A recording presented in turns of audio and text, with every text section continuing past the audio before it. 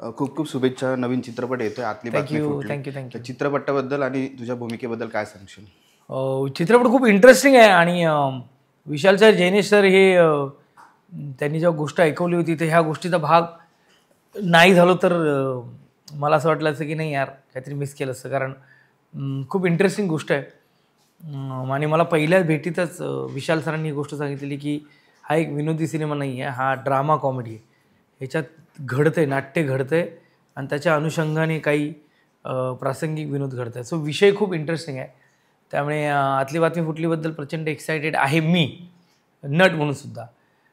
भूमिका खूप इंटरेस्टिंग आहे. म्हणजे मी म्हणत असतो की हे 25वं वर्ष आहे माझ्या करिअरचं आणि 2025 खूप हॅपनिंग आहे. म्हणजे आता थांबायचं नाही पासून हा प्रवास सुरू झाला. तर वेगवेगळ्या इमोशनचे रोल मला यावर्षी करायला मिळतात. म्हणजे थांबायचं नाही मधला तो मारुती कदम असेल किंवा सन्नी असेल ये रे पैसा 3 मधला, किंवा हा सचिन जो आहे हा रिक्षा ड्रायव्हर आहे, हा एका मुलीचा बाप आहे. आणि अशा काही गोष्टी घडतात की त्याच्यामुळे तो डॉक्टर मोहन आगाशे सरांच्या घरापर्यंत पोहोचतो आणि त्याच्यानंतर आयुष्य जगण्याचं जे द्वंद्व आहे त्याच्याबद्दल ही सगळी गोष्ट ही गोष्ट, हा सिनेमा गोष्ट सांगतो. त्यामुळे मला म्हणजे खूप कमी ठिकाणी बाप ॲज काय पात्र म्हणून करायला मिळतं आहे, कॅरेक्टर म्हणून करायला मिळतं आहे. बालभारतीमध्ये केला होता किंवा मी आता थांबायचं नाही मधला बाप वेगळा होता. ह्यातला पण बाप वेगळा आहे. कारण ती त्रिशा ठोसर आणि माझी जी काय बाप लेकीची जोडी आहे ती तुम्हाला आवडेल. त्यामुळे तो बाप तो त्याच्या आयुष्यात परिस्थितीत कसा अडकला आणि तो एका वेगळ्या परिस्थितीत डॉक्टर मोहन आगाशे सर, ज्यांचं नाव भास्कर वानखेडे आहे, जे प्रोमोमध्ये ट्रीजरमध्ये पाहिलं त्यांनी त्यांच्या बायकोची सुपारी दिली आहे आणि ते मला सांगतात की 4 स्टेपमध्ये मार.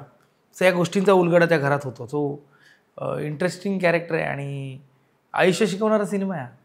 जसं की आता तू म्हणालास की बाप हा कॅरेक्टर करतोय, तर विजय निकम सर प्रेस कॉन्फरन्सला म्हणालेले की जे गाणं आहे ते तुला खूप रिलेट करतं, तर त्याच्याबद्दल काय सांगशील?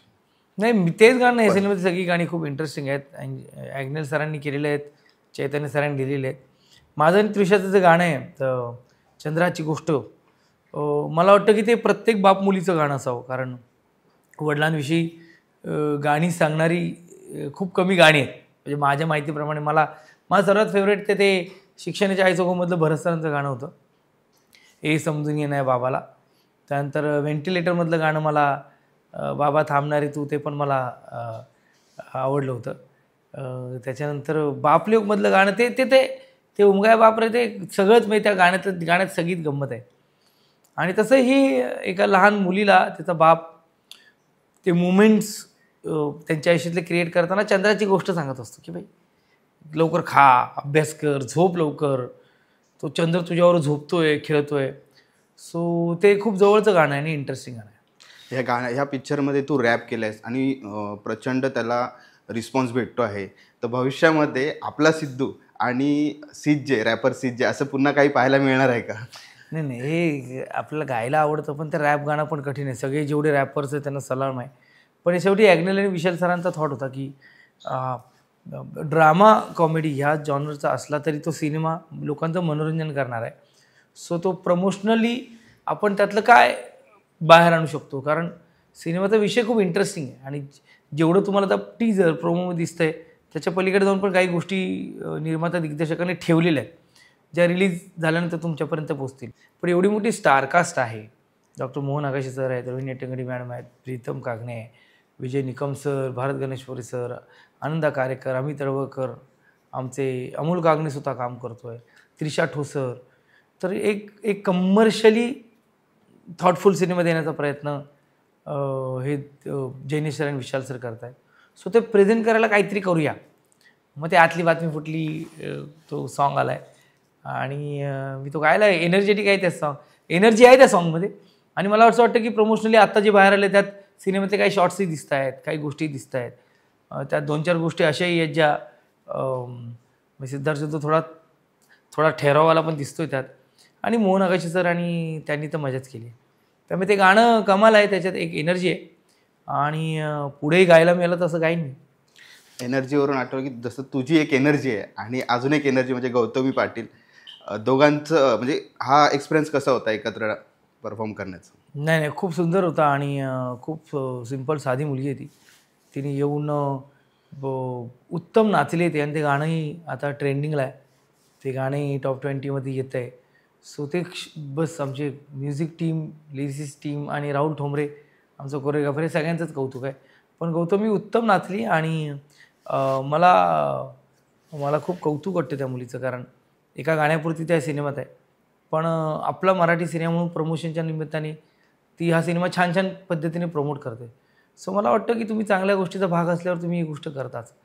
सो तिच्यावर काम करताना मजा आली. कॉमेडी थ्रिलर मूवी आहे, सस्पेन्स आहे आणि ह्या सर्वामधून कॉमेडी काढणे किंवा हे करणे हे कसं असतं याचा एक्सपिरियन्स?